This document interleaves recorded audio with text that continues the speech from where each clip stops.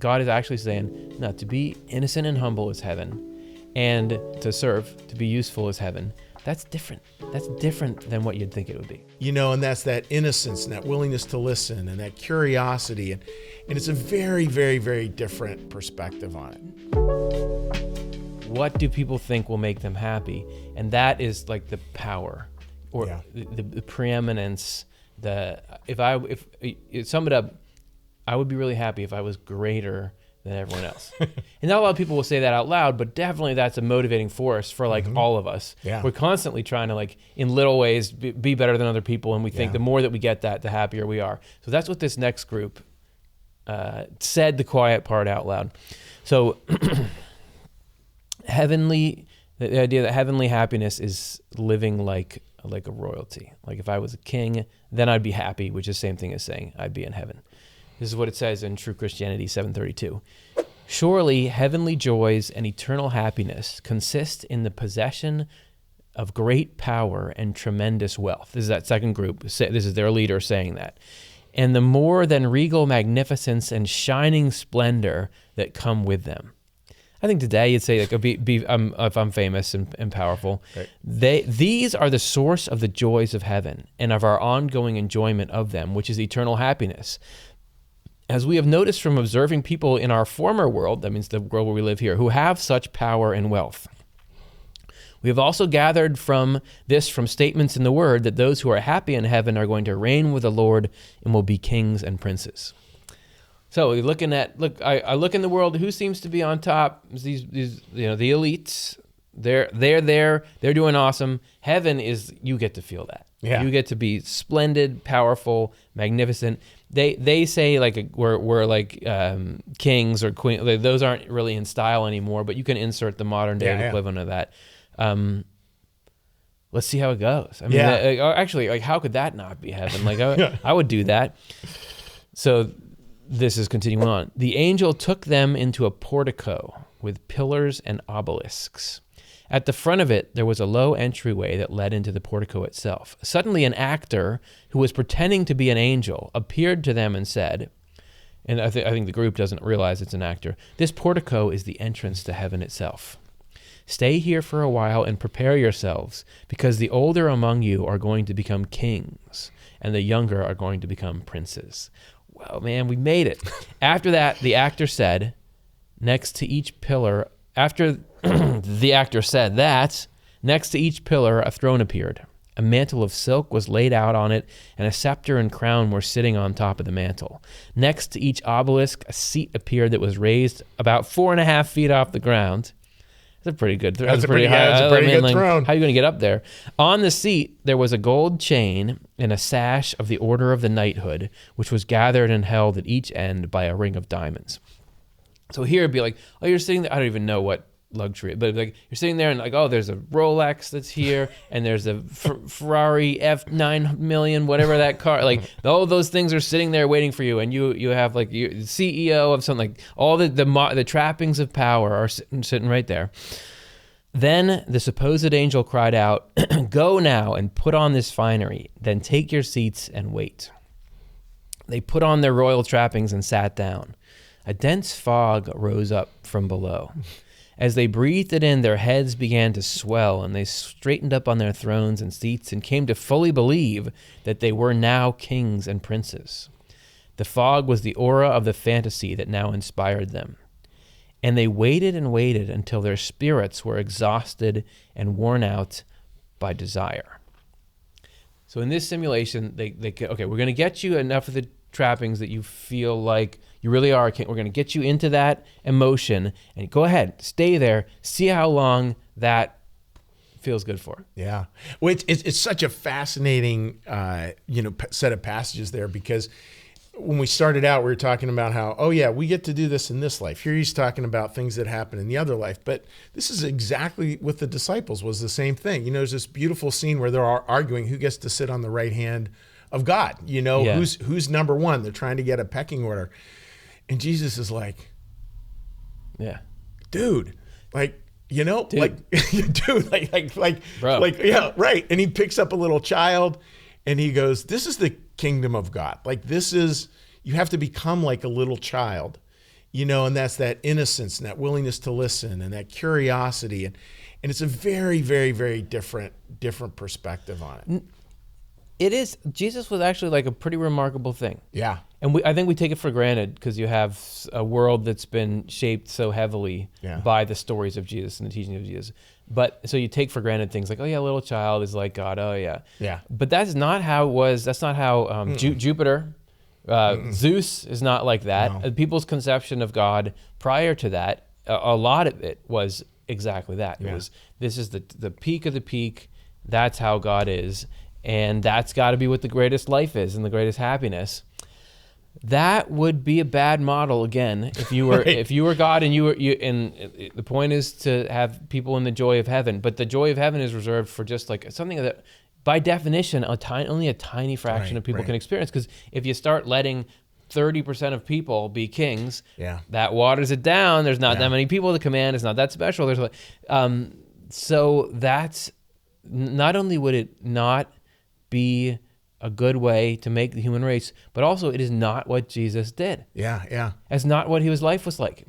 He didn't have a throne. He didn't even have a kingdom. He had 12 followers, voluntary, and one of them, he ditched him, and all of them ditched him. He did not have that lifestyle. So you got to stop for a second and be like, well, why? If it really is the point of human life is to better yourself and rise to the apex, and there's plenty of, there's go on YouTube Shorts, everybody's talking about this is how you hustle and this is how you, if that's what happiness is, why didn't Jesus go and do that? What's he doing fiddling around with stuff that's not the point of life then? Why is he saying that a little child, you become like a little child can't do nothing? It doesn't know how to rule anybody. It has very few side hustles. What's this? That's new information that, how it says the light shined in the darkness and the darkness didn't comprehend it. That darkness is you. That's your ego, which does not comprehend this. It is like, okay, you hear about Jesus, go to church. Okay, well, that's fine. But I know that being better than people is happiness. I know that that's what it is. So you can say, okay, I don't know what you're talking about over there, but it's nice. I'll pay lip service to it. But if God is actually saying, no, to be innocent and humble is heaven, and then what they're learning here is that to serve, to be useful is heaven. That's different. That's different than what you'd think it would be. Yeah.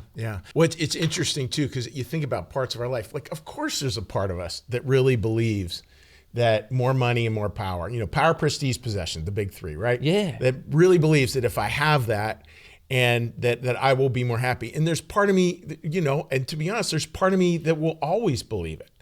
But that's my old will, right? That's not the part that I want to listen to. It's not about I can't believe I'm thinking this. Of course you're thinking that. You live in our culture. Of course you're going to think that. Yeah. It's about coming back to these first things recognizably first. And one of the ones, Curtis, I was thinking about as you're reading through this, that fascinates me about Swedenborg's perspective of heaven. He talks about the simple good a lot.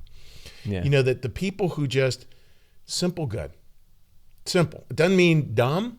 It doesn't mean simpleton. It just means first things recognizably first. They live really basic, good lives. They navigate by a few things, and they're not trying to make life really complicated. Yeah. And they're just really good people. And I think, who do I want to be around? Those are the people I want to be around. Yes. I want to be around those people who just, they've got something, and it's just a core basic goodness. It's not a lot of drama. It's just this core basic goodness that is so enjoyable and so refreshing to be around. That's something you can cultivate inside yourself, regardless of if you have some kind of fancy job, or you're somebody that has a lot of responsibility or wealth or something. That's something. What we're saying right now is heresy to the ego. Yeah. So I think I have to explain it in a way that if I was watching, I would say, okay, that seems plausible. You're not just saying platitudes. So I think what the lesson is in the first story that we read, the angel was saying, look, stuff like good meals and fancy things, that's fine. That can be part of heaven, but it's not the core of heaven. And if you don't have the core of heaven, that stuff will not stay pleasant to you. Right. So what I'm saying is, yeah, there's plenty of people to whom you can get heaven inside you, and then you need to be able to go and have resources and have position. You need to go do things, or you can continue to strive to. I'm going to try to increase how much money I have because I need it, because like I need to have a good house for my family, or I want to have more resources than that because I think then I can go and affect things here, or I want to move up the ladder in this company because I want to then make this company do good things. So for some. But you don't know where God needs to put you. Yeah. And so just know that there's plenty of people who have what your ego is looking for and are miserable. Think about how many like famous musicians have killed themselves. Yeah.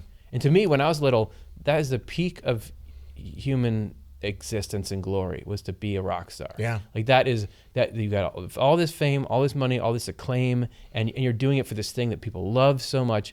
So many people were in that position, and we're not just miserable, but like so miserable that they're like, I'm just going to end it. Yeah, yeah. So that I'm not saying that it can't do good things for you, but it's not a panacea. It's not a silver bullet. It's not a silver bullet. Unless you have the heaven inside you. And there's plenty of people that don't have any of that stuff and yet are much happier. Yeah, yeah. So I'm just saying to the ego, I'm not saying you're not allowed to go and try to get the things that you want, but those things have to be secondary and in service of this love of usefulness, love of the human race. Otherwise, I mean, you can go do it, but you're not going to find what you're looking for. Yeah, yeah. Well, I love the idea of immediate goods, right? You know, that it's immediate good. It's not immediate, it's mediate. It just helps. It's a bridge that helps you to get from one point to another. So you have resources because you feel like you want to help more people. I mean, or you want to create a business that can serve in certain ways. It can be useful to the world in certain ways. And a lot of those businesses, I mean, the really what's amazing to me too is a lot of those businesses end up being really successful because they're putting the customer first, because they're really trying to help other people with filling a particular need. And that really works. Like my parents, it was about the least glamorous, least sexy business of all time. I always wanted them to have a trucking company, but instead they had a nursing home. You know, that was the family business. And for my parents, anybody who lived there was called a guest. And that was just so baked in that these were our guests. These were our guests at this nursing home. And that's how they were treated. And so my parents ran a business that had some success. But it had success at a level where it wasn't necessarily always monetary. Sometimes it was, sometimes it wasn't. But it was successful because it made a difference. You know, they were really out there to make a difference in the world. So this is what they learned. This is going back to this group. They sat there. They felt like they were kings, felt like they were ruling everyone. Finally, they got exhausted and worn out and realized, oh, you can't sustain that. That first rush of I'm powerful. It does not last. Then it goes on. After 3 hours, heaven opened above their heads, and angels looked down and felt sorry for them. The angels said, you need to learn what kings and princes mean and what reigning with Christ means. They mean becoming wise and performing a useful function. Christ's kingdom, which is heaven, is a kingdom of useful functions. The Lord loves everyone and wants us all to have what is good. What is good is being useful. Man, sometimes I feel like Swedenborg just hits you with too many, like this, that's E equals MC squared, E equals MC squared, like those are all like major laws of existence. So these are people who have heard, oh yeah, like this is just like the disciples, like you're saying, which of us are going to reign with you in heaven? Heaven is saying, you don't understand what that means. Yeah. You don't know what it means to rule. You have an upside down because you study people who are hungry for power in the world and lord over people. You don't get what we're talking about. So it means becoming wise, which wisdom is living your life by the right principles. That's reigning with Christ, is living your life by the right principles and performing a useful function. And the two are inextricably connected. If you're living a good life, you want to be useful to people. Yeah. That's what you mean. You mean the guy that is like is working at Wawa, and he's like making the sandwiches there or something. If he is looking to God and trying to live a good life, kind to the people that he lives with, and tries to do his job well, that guy's reigning with Christ. Yeah. That's reigning. That's sitting on the throne, right. And it's both like a happiness you get now, but also that's building heaven inside you. And when you come into the afterlife, you feel that heaven. I mean, like nobody said that. That's crazy, Yeah. you know? Well, I can remember, I was privileged to be a hockey chaplain, and one year the team I was chaplain of made the Frozen Four for their particular division. It was out in Michigan, your hometown, Curtis, out in East Lansing, Michigan. Woohoo! Let's go. So we drove out there, and then I'm driving back, and it's like I have to preach in the morning. They lost in the semifinals Saturday afternoon, so I'm driving through the night. I hit the Turnpike interchange. This is back when they had toll people running the toll booths. I remember. Remember that? Back in my day. Back in the day. And anyhow, so I pull up to this guy, and I'm chatting with him, and there's nobody around. It's like 2:30 in the morning, 2:30 in the morning. Give him my little ticket, give him my money, and we're just chatting it up. And then he passes me his my change, and he goes, "Sir, this job really takes a toll on you." And it was like, and then he started laughing. And I thought, he's been waiting all night. He's been waiting all night. He's going to go home. He's going to tell his wife, "Honey, I had 3 tonight." Yeah. And I just saw, like, this is a guy who just, as simple as a job is of being a toll taker, he was finding joy in that job. And it was through humor and connection with people. I mean, it made my night, to have this little 2 a.m. conversation with You're the guy. still thinking about that? I'm still thinking about it. How many years ago was that? Oh. 10 years ago? Yeah. 8, 9, 10 years, something like that. Reigning with Christ. Okay, so kingdom of useful. The Christ's kingdom, which is heaven, is a kingdom of useful functions. So that's a very Swedenborgian thing. So what is heaven? Heaven is useful functions. So I guess each countries have their character, right? They have their laws that kind of shape the type of people and life that people live there. So with the kingdom of God, country of God is like about being useful. It's a kingdom of useful functions. Swedenborg says that the closest model you'll come across to it is the human body. Yeah. If you look inside the body, everything there is doing some function. It's all somehow contributing to the whole of the body. That's what it's doing day in and day out. What is good is being useful. Okay, I'm just saying that angel is dropping a bunch of hits. Yeah. Okay, so then it goes on, because the Lord does good and useful things indirectly, here through angels and in the world through people. Oh, by the way, that toll guy, that was the Lord using him to do that to you. Yeah. Yeah. He gives those who are performing useful functions a love for being useful, and also a reward for being useful, which is inner bliss. And this inner bliss is eternal happiness. So that's, okay, what are you trying to do in life? What are your goals? What are your aspirations? You can have sort of your, like, okay, here's where I want to try to be externally. And that's great. But there's a limit to what that does for you. And when you die, that stuff goes away. Right. However, the cultivating a love for usefulness in your life, that's